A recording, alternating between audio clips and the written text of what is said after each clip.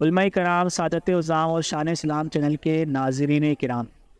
شان اسلام چینل پر آپ کو ایک بار پھر خوش آمدید۔ اور آج ہم شان اسلام چینل پر بہت ہی اہم سلسلہ لے کر حاضر ہوئے ہیں، اور اس پروگرام میں آپ سنیں گے آج کی مناسبت سے حضرت سیدنا صدیق اکبر رضی اللہ تعالیٰ عنہ کے حوالے سے۔ جی ہاں، آج عرس سے حضرت سیدنا صدیق اکبر رضی اللہ تعالیٰ عنہ ہے، اور آج کے پروگرام میں ہم سنیں گے آپ کی سیرت کے واقعات، احادیث طیبہ میں بیان کیے گئے آپ کے فضائل و مناقب، اور اس کے علاوہ بہت کچھ۔ اگر آپ نے اب تک ہمارا چینل سبسکرائب نہیں کیا ہے تو آپ ہمارے چینل کو سبسکرائب کر لیں، اور ویڈیو کو لائک اور شیئر ضرور کریں، اور بیل آئیکن کو بھی پریس کر دیں تاکہ آپ کو ہر آنے والی ویڈیو کی خبر ملتی رہے۔ چلتے ہیں اپنے پروگرام کی طرف۔ آج ہم بات کریں گے حضرت سیدنا صدیق اکبر رضی اللہ تعالیٰ، اسلام کے سب سے پہلے خلیفہ۔ جی ہاں، اسلام کے سب سے پہلے حکمران، اور اسلام کے سب سے پہلے ماننے والے، سب سے پہلے مسلمان ہونے والے، اور ہر لحاظ سے آپ کو درجہ اولیت حاصل ہے، اور نبی کریم صلی اللہ تعالیٰ علیہ وسلم کے عاشق ہونے کا بھی آپ کو بڑا، یوں کہ لیں کہ معنی اولیت کے اندر بڑا اعزاز حاصل ہے۔ حضرت سیدنا صدیق اکبر رضی اللہ تعالیٰ عنہ کی سیرت میں ہم کہیں بھی کوئی بھی واقعہ اٹھا کر دیکھیں تو ہمیں ہر ایک واقعے میں، ہر سیرت کی جو آپ کی جھلکیاں ہیں اس میں ہمیں عشق کا پہلو نظر آتا ہے، چاہے وہ معراج کی تصدیق کا واقعہ ہو، چاہے وہ ہجرت کا کوئی واقعہ ہو، یا پھر آپ صلی اللہ تعالیٰ علیہ وسلم کی اطاعت و فرمانبرداری اور راہ خدا میں خرچ کرنے والی کوئی بات ہو۔ تو ہر پہلو کے اندر ہمیں عشق رسول، عشق مصطفیٰ صلی اللہ تعالیٰ علیہ وسلم کی جھلک ضرور نظر آئے گی۔ آئیے میں آپ کے سامنے ایک ایسا ہی واقعہ پیش کرتا ہوں جس میں حضرت سیدنا صدیق اکبر رضی اللہ تعالیٰ عنہ کہ عشق مصطفیٰ کی جو ہے جھلک آپ کو نظر آئے گی۔ جھلک نہیں بلکہ بھرپور عشق نظر آئے گا۔ چنانچہ ہجرت کا ہی واقعہ ہے۔ نبی کریم صلی اللہ تعالیٰ علیہ وسلم نے جب رات کے وقت انتخاب کیا اور سفر شروع کرنا چاہا تو آپ صدیق اکبر رضی اللہ تعالیٰ عنہ کے گھر پہ گئے۔ بہت تفصیلاً واقعہ ہے۔ دروازہ کھلا ہوا ملا، صدیق اکبر رضی اللہ تعالیٰ عنہ تیار ملے، پھر زیادہ راہ جو ہے لیا گیا۔ لیکن جو مین جو واقعہ ہے جو اس میں موضوع میں بیان کرنا چاہتا ہوں وہ یہ ہے کہ صدیق اکبر رضی اللہ تعالیٰ عنہ اور نبی کریم صلی اللہ تعالیٰ علیہ وسلم نے جب سفر کا، ہجرت کے سفر کا جب آغاز کیا تو آپ نے وہ راستے کا انتخاب کیا کہ جو کہ معمول سے ہٹ کر تھا، یعنی جو مکے سے مدینے راستہ جاتا تھا جس پہ لوگ سفر کیا کرتے تھے، اس سفر کا، اس راستے کا انتخاب نہیں کیا، بلکہ آپ نے معمول سے ہٹ کر جو پتھریلا راستہ تھا، رکاوٹوں سے بھرا راستہ تھا، آپ نے اس کا جو ہے اختیار کیا اور اس راستے پر آپ چل پڑے۔ اور جب سفر شروع ہو گیا، راستہ طے کرنے لگے، تو نبی کریم صلی اللہ تعالیٰ علیہ وسلم جب تشریف فرما تھے اور آپ سفر اختیار فرما چکے تھے، سفر جاری تھا، تو صدیق اکبر رضی اللہ تعالیٰ عنہ کبھی حضور کے دائیں طرف چلتے، کبھی حضور کے بائیں طرف ہو جاتے، پھر کچھ قدم آگے چلنے لگتے، پھر کچھ قدم پیچھے کی طرف ہو جاتے۔ تو نبی کریم صلی اللہ تعالیٰ علیہ وسلم نے پوچھا، اے صدیق، اے ابو بکر، یہ کیا معاملہ ہے؟ تم آخر کیا کر رہے ہو؟ کہ کبھی تم میرے دائیں چلتے ہو، کبھی تم میرے بائیں چلتے ہو، اور کبھی میرے آگے ہو جاتے ہو، کبھی مجھ سے پیچھے ہو جاتے ہو، تو آخر کیا وجہ ہے؟ حضرت سیدنا صدیق اکبر رضی اللہ تعالیٰ، آپ نے عشق سے بھرا ہوا کیا جواب دیا؟ یا رسول اللہ،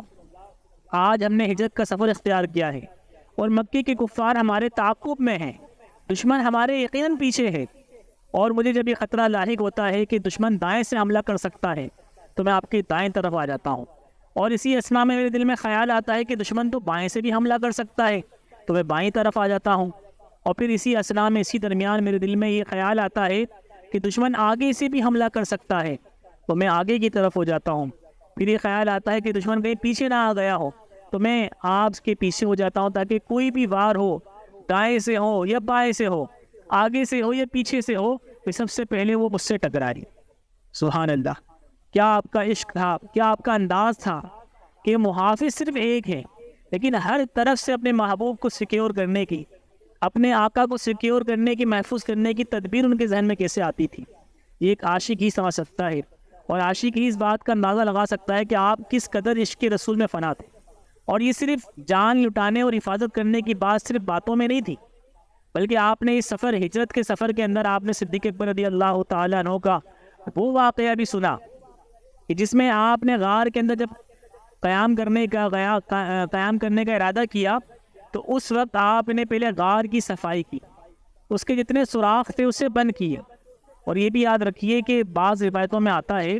کہ حضرت سیدنا صدیق اکبر رضی اللہ تعالیٰ عنہ نے اپنے لباس سے جو ہے وہ کرتے سے یا اپنے جو لباس زیب تن کیا تھا اسے پھاڑ کر جو ہے وہ ان سوراخوں میں جو ہے وہ لگا دیے تھے. اور ایک روایت میں آتا ہے کہ اپنے امامے سے، جو آپ نے سر پہ امامہ باندھا ہوا تھا، اس امامے کو پھاڑ کر وہ سوراخوں میں بند کر دیے تھے. دونوں طرح کی روایتیں ملتے ہیں کتب احادیث کے اندر، سیرت کتابوں کے اندر. تو میں دونوں روایتوں کو تطبیق اس طرح سے کرتا ہوں کہ پہلے تو آپ نے اپنے لباس، کرتے کے لباس سے اس سوراخ کو جو ہے وہ بھرنے کی کوشش کی. جب وہ سوراخ نہیں بھر پائے کرتے سے تو آپ نے اپنے امامے کو جو ہے پھاڑ کر جو ہے ان سوراخوں پہ بھرا، اور پھر اس کے باوجود بھی ایک سوراخ باقی رہ گیا تو آپ نے اس پہ اپنا انگوٹھا لگا دیا. اسے کہتے ہیں کہ اپنے محبوب کے اوپر اپنا سب کچھ وار دیا، اپنا لباس، اپنی شخصیت. اور یہ یاد رکھیے حضرت صدیق اکبر رضی اللہ تعالیٰ عنہ عرب کے مشہور تاجر اور امیر ترین شخصیت تھے، مکے کے سرداروں میں آپ کا شمار ہوتا تھا. اور آپ نے اپنے محبوب کے لیے سب کچھ، اگر آپ اس کو آج یوں مثال لیں کہ کوئی بزنس مین ہو اور اسے کہا جائے کہ بھئی اپنے کپڑے جو ہے نا وہ پھاڑ دو، اتار دو، تو وہ بولے گا یار میں کیسے کر سکتا ہوں، میرا ایک وقار ہے، میرا ایک اسٹینڈرڈ ہے، میرا ایک معیار ہے،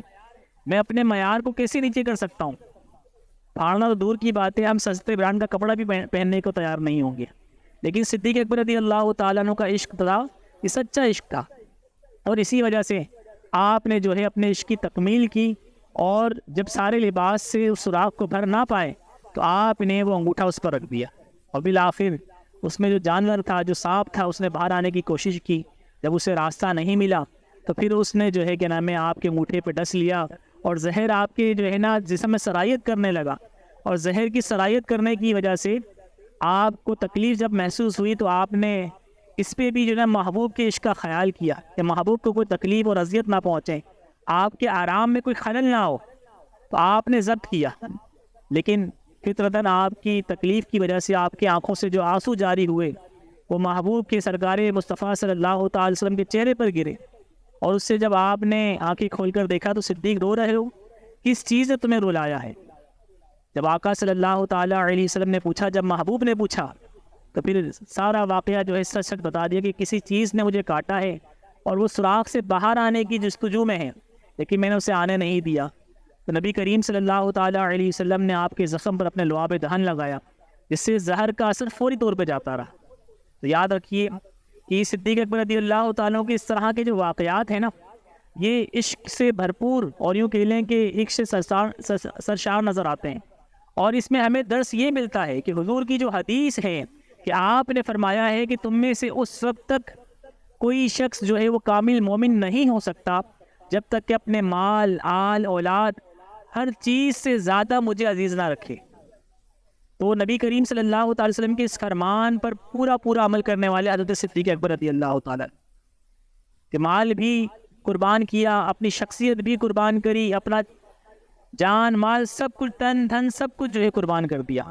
اور اس کا انعام کیا ملا؟ کہ عشاق آپ کو، یعنی صدیق اکبر رضی اللہ تعالیٰ عنہ